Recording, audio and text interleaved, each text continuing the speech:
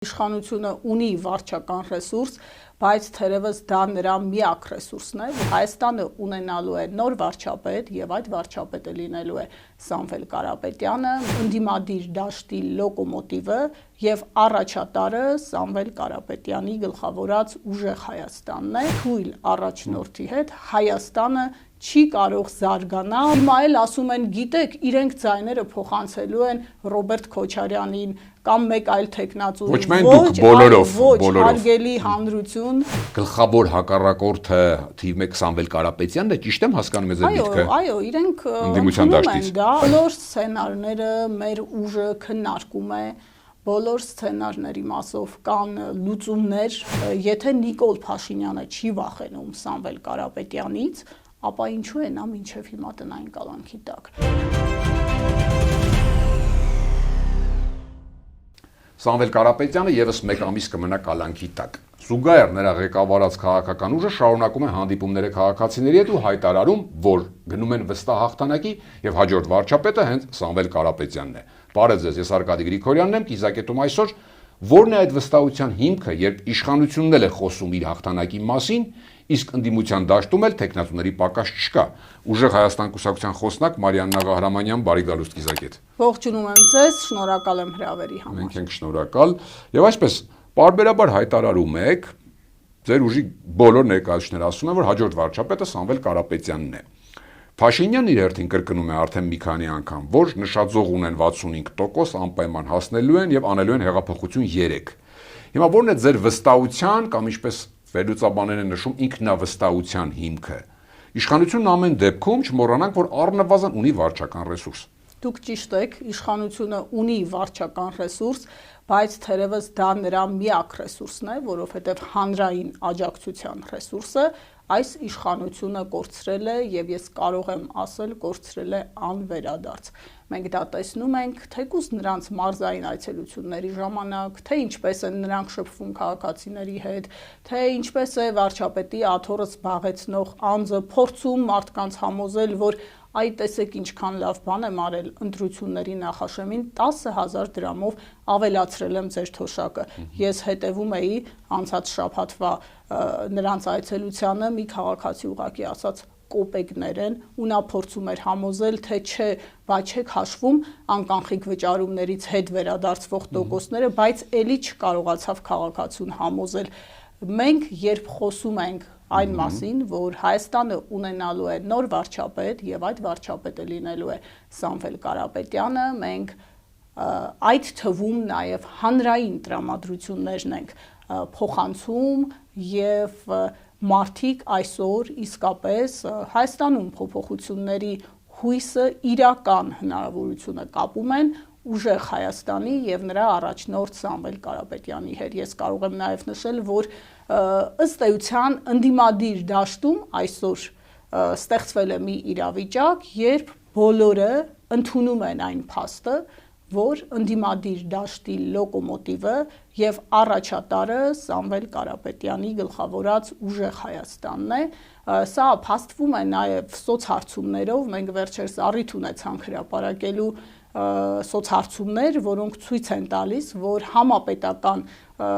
մակարդակով Սամվել Կարապետյանի վարկանիշը 35% է, Նիկոլ Փաշինյանի վարկանիշը 34% է,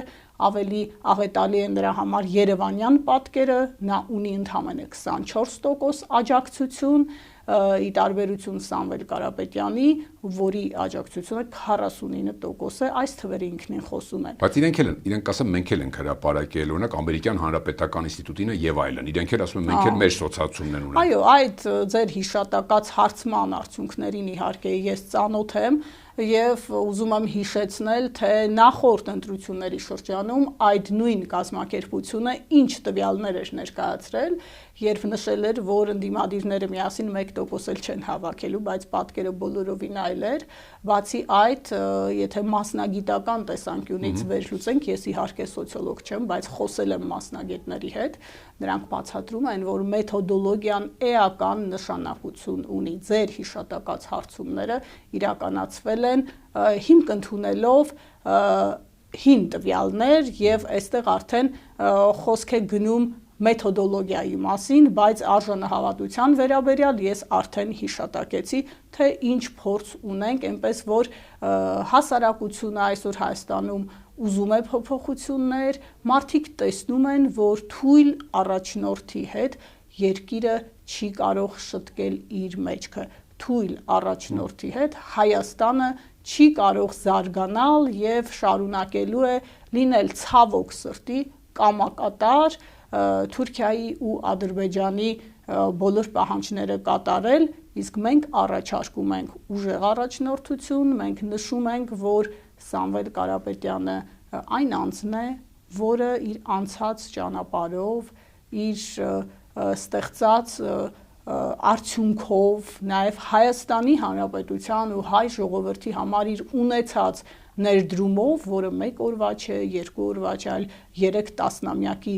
չդադարող ներդրում է, կարող է երկիրը այս ծանր, այս բարդ իրավիճակից դուրս բերել ու եթե կուզեք, ես կարծում եմ սա մեր երկրի համար նույնիսկ պատմական հնարավորություն է այն աղետից հետո, ինչի առաջ մեզ Նիկոլ Փաշինյանի թույլ ու ապիկար իշխանությունը կանգնեցրեց, փորձել դուրս գալ այս կորստաբեր շրջապտույտից։ Տիկին Արամանյան, տեսեք, խոսում եք լոկոմոտիվի մասին, հա, որ ասում եք ընդդիմադիր դաշտում էլ կայտ ընկալում է։ 3 ուղղակի առանց որևէ ենթատեքստի եմ ասում, 3 հայտին դարձավ, որ Հայաստան դաշինքի տեխնացում բնականաբար Ռոբերտ Քոչյանը տեղանակնկալներ չկար, ելույթ ունեցավ եւ ասաց, որ չկարծում որ օբյեկտիվն է, ասաց, որ երկրում երևի թե ինքն է միակ գործիչը, որը կառավարման եւ փորձը ունի եւ մի շարք այլ փորձեր ունի, բացի կառավարումից, որ անպայման հաղթելու, հեռացնելու են Փաշինյանին, շեշտեց այդ ու իրենք ըստ էության առաջատարության դիրքը իրենց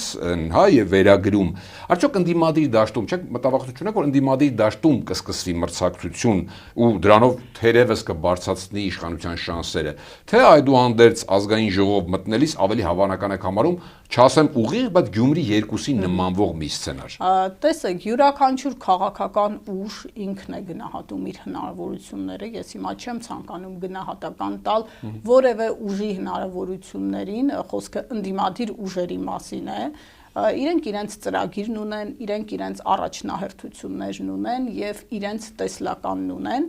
մենք խոսում ենք մեր ռեսուրսի մասին, մենք խոսում ենք մեր հնարավորությունների մասին եւ մենք խոսում ենք մեր օրակարգի մասին իդեպ խոսեցիք երկրորդ նախագահի մասին ես ուզում եմ այստեղ անպայման անդրադառնալ այն մանիպուլյատիվ ու կեղծ իրականության հետ ունեցող հայտարարություններին, որ անում են իշխանությունները, եթե մենք փորձենք վերլուծել այն մարտավարությունը, որ այս իշխանությունը սկսեց տեղեկատվական դաշտում կիրառել, երբ հայտնի դարձավ, որ ուժեղ Հայաստանի վարչապետի թեկնածուն Սամվել Կարապետյանն է լինելու, սկզբում նրանք չէին ուզում համակերպվել այդ իրողության հետ, հերքում էին։ Հետո կարծես թե համակերպվեցին, հասկանալով, որ իրենցից ոչինչ կախված չէ, հիմա էլ ասում են, գիտեք, իրենք ձայները փոխանցելու են Ռոբերտ Քոչարյանին կամ մեկ այլ թեկնածուին, ոչ հարգելի հանրություն, մեզ հետևող սիրելի հայրենակիցներ, ուժեղ Հայաստանի վարչապետի թեկնածուն Սամվել Կարապետյանն է եւ ուժեղ Հայաստանը իրեն տրված քվեին տեր է կանգնելու, ես սա ուզում եմ հատուկ շեշտել եւ այսպես փակել այդ մանիպուլյատիվ ու միտումնավոր դաշտ նետված հայտարարությունների դուռը, ես երբ մտածում եմ, թե ինչ են անում այս իշխանությունները, փորձում եմ նաեւ հոգեբանական տեսանկյունից իրավիճակը վերլուծել, իրենք ցայտնոտի մեջ են ու երբ անխուսափելի իրականության է բախվում մարդը, ինչ է անում, նախ սկսում է մերժել այդ իրականությունը, չի ուզում համակերպվել, հետո կարծես գալիս է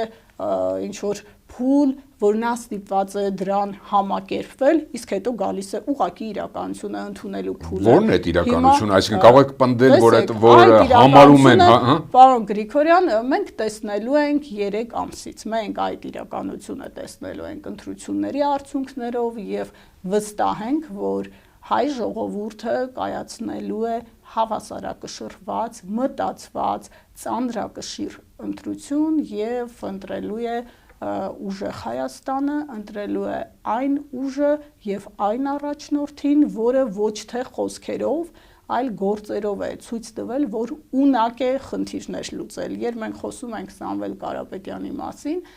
մենք գործ ունենք համաշխարհային մասշտաբի հաջողություն գրանցած անձի հետ, որը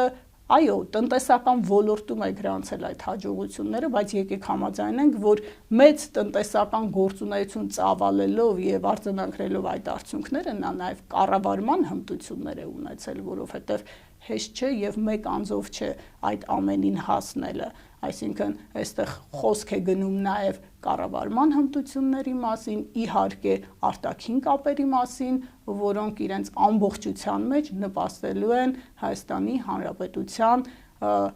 դիրքերի բարելավմանը, ուժեղացմանը եւ վերջապես մեր երկրի սուբյեկտայնության բարձրացմանը, ինչի հետ մենք այսօր ցավոք առերեսվում ենք անցնող ամբողջ 8 տարիների ընթացքում մենք միայն կորուստներ ենք արձանագրել։ Տեսեք, որ նոր ասում եք իշխանության այդպես իրեն պահելու այդ թեզը շրջանառելու պատճառը, այսինքն կարող է լինել այն, դու կարող եք պնդել, որ իրենց մեջ տեղյակ են կամ իրենց մեջ արդեն որոշել են տեսնում այն, որ գլխավոր հակառակորդը թիվ 1 Սամվել Կարապետյանն է, ճիշտ եմ հասկանում ես այդ դիտքը։ Այո, իրենք ընդունում են դա, այո, ես կարծում եմ իրենք ստիպված են ընդունել այդ փաստը, եւ եթե դուք հետևեք իրենց խոսույթին, իրենք բան ու գործը թողած անընդհատ խոսում են Սամվել Կարապետյանի մասին, փորձում են ինչ-ինչ պատմություններ հորինել, ես չեմ զարմանա, որ օրինակ մի օր էլ ասեն, որ Լուսինը երկրի ուղեծրից դուրս է եկել, որովհետև Սամվել Կարապետյանն է ինչ-որ բան արել, գիտեք, աբսուրդի ու անհեթեթության է հասնում այն, ինչ հիմա մենք տեսնում ենք տեղեկատվական դաշտում։ Այդ Քոչարյանի բելու թեմա եթե փակենք իրենց ասածով, կարող են նկատի ունեն ազգային ժողով, երբ որ մտնեք, օրինակ Քոչարյանի ուժը ձեզնից շատ հավաքի, ու եւ դուք իրեն բնականաբար որպես ընդդիմություն, ինչպես է մյուսները, օգնեք ձայներ տակ, որպեսզի հեռացվի Փաշինյանը։ Նման սցենար քննարկում եք։ Անգլիկան մենք ընտրությունների ենք գնում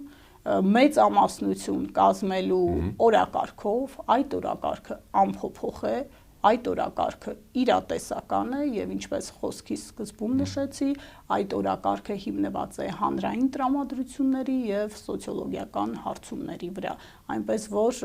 իրենց մտածածը եւ կանխատեսածը ես չեմ կարող մեկնաբանել, նախ որովհետեւ դա շատ բարդ, երևի թե անհնարին է այս իշխանությանը մեկնաբանելը,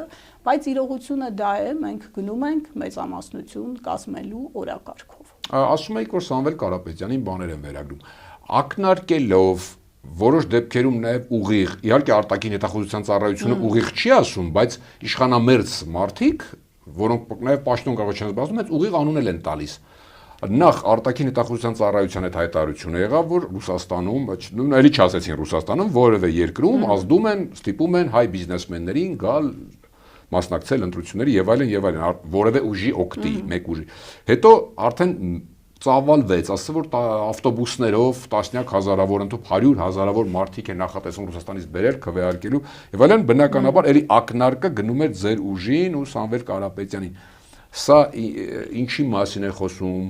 որքանով կապ ունեն այս լուրերը իրականության հետ, ինչու հենց զուգահեռը ձեզ հետ։ Մենք երկուսս էլ, պարոն Գրիգորյան, տեղեկատվական ոլորտում, մեդիա ոլորտում երկար տարիների աշխատանքի փորձ ունենք եւ վստահ եմ, որ դուք էլ եք հասկանում, թե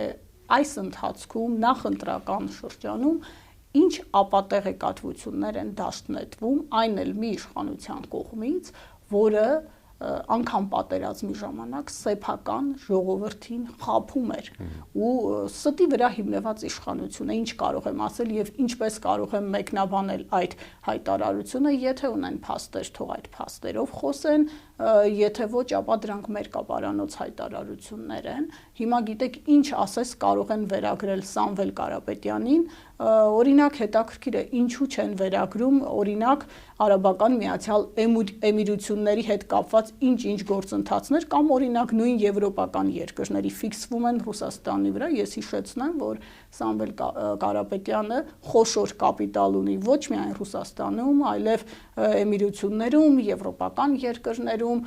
եւ այս իշխանության քարոզչությունը ուղղակի հակառուսական տնտեսական տրամադրություններ գեներացնել ու դրանք պրոյեկտել մեր ուժի վրա, կարծես թե արդեն նորություն չէ։ Նպատակը, կասեք, ձեր Նպատակը կարծիքով։ իմ կարծիքով ուղղակի հասարակության ուշադրությունը շեղելն է այն ծրագրերից, այն գործնական ծրագրերից, որոնք մենք ներկայացնում ենք։ Մենք ինչից ենք խոսում։ Մենք խոսում ենք մարդկանց կյանքը բարելավելու մասին, մենք խոսում ենք այն քայլերի մասին տնտեսական, որոնք իրականացնելու է երաշխավորված իրականացնելու է Սամվել Կարապետյանը, որոնք բարենպաստ ազդեցություն են ունենալու հասարակության լայն շերտերի վրա։ 5 քայլերը տնտեսական դրա մասին են, առիթ ունեցել ենք նաև իմ գործընկերները ձեր տաղավարից դրանց մասին խոսելու, մարդիկ տեսնում են, որ հարց լուծող է եկել եւ մարդիկ ակնկալում են, որ իրենց խնդիրները պիտի լուծվեն։ Հիմա իշխանությունը տարբեր քարոզչական հնարքներով փորձում է շեղել հանրության ուշադրությունը այդ ամենից։ Իդեպ շուտով մենք ներկայացնելու ենք նաև մեր անվտանգային տեսլականը եւ այսպես ոլորտ առ ոլորտ ներկայացնելու ենք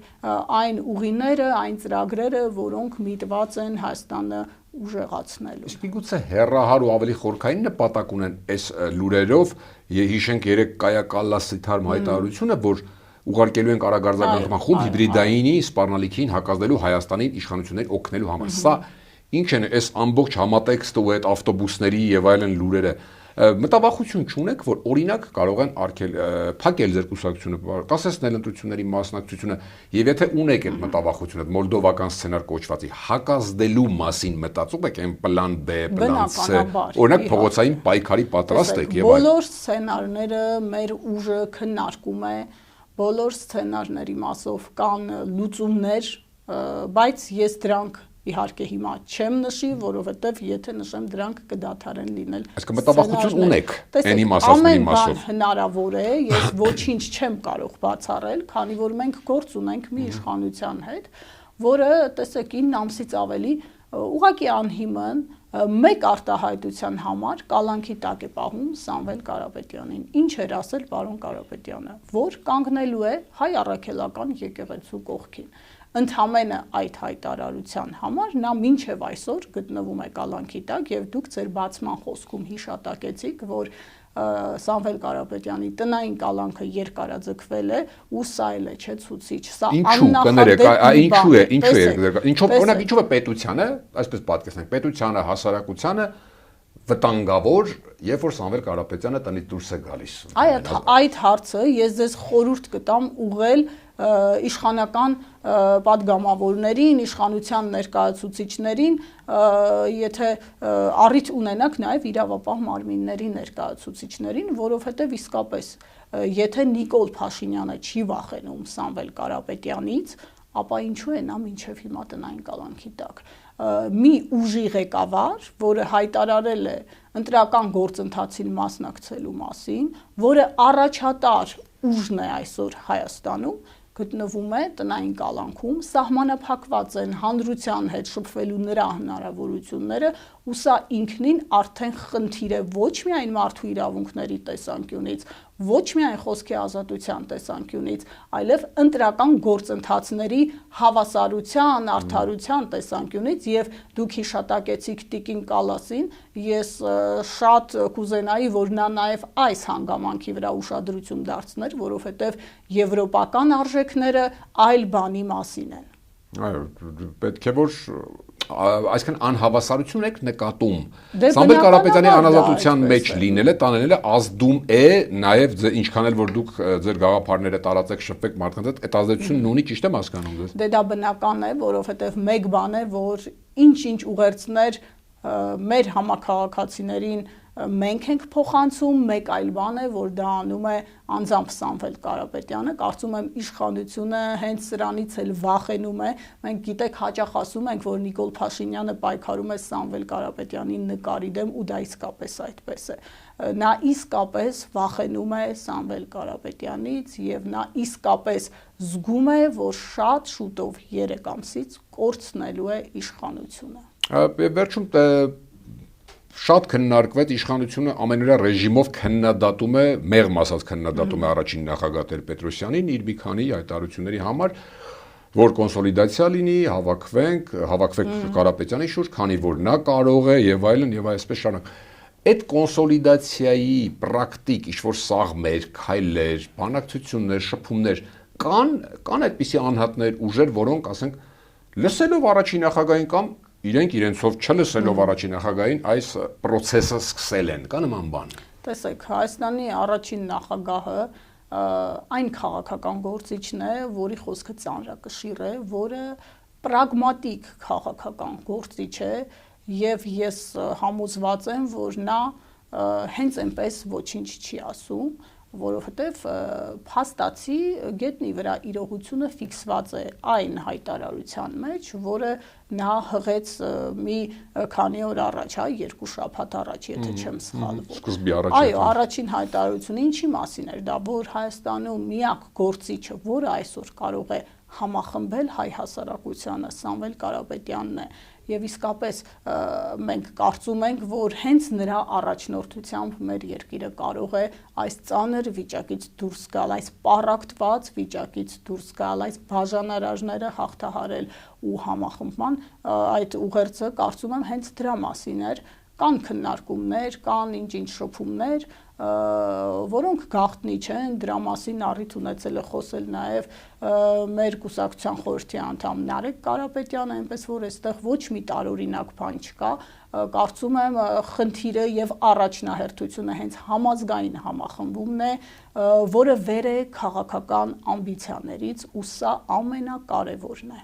Եվ վերջին հարցը տեխնոլոգիական, եթե առումով, զուտ տեխնիկական առումով նայենք, ձեր կարծիքով կամ ձեր ուժի կարծիքով, ինչպես է ավելի հեշտ ու պրագմատիկ հեռացնել Փաշինյանին իշխանությունից, քանի որ ընդդիմության բոլոր թևերն էլ ասում են իրենց նպատակը դա է։ Մի քանի 2-3 կամ 4, ասենք, ճյուղով, բլոկով գնալը, թե ամեն դեպքում կոնսոլիդացիա մեկ տեխնացու ընդդեմ մեկ իշխանության, ինչպես օրինակ 2008-ին էր, տարբեր տարիներ եղել, ճիշտ այն ժամանակ նախագահական ընտրություններ, այդտեղ դուք դա քննարկել եք, թե